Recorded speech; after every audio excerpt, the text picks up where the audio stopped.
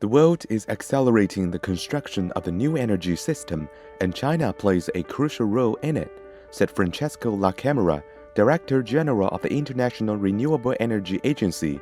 La Camera spoke highly of China's role in global energy transition in an interview with Xinhua during the International Forum on Energy Transition in China's Suzhou. China has been able to provide all the world with low-cost solar panel that's contributed largely to the growth of renewables around the world and on the competitiveness of the solar PV as of renewable energy. I think that China is going as fast as possible in its decarbonization process. I think half of all renewable capacity installed last year was almost installed in China.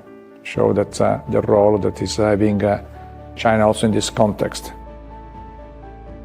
China accounted for about 48% of the increase in global total renewable capacity in 2022, according to the Erena's Renewable Capacity Statistics 2023. Two-thirds of the new hydropower capacity, 45% of the new solar capacity, half of the new wind capacity, and 57% of the new bioenergy capacity in 2022 were installed in China.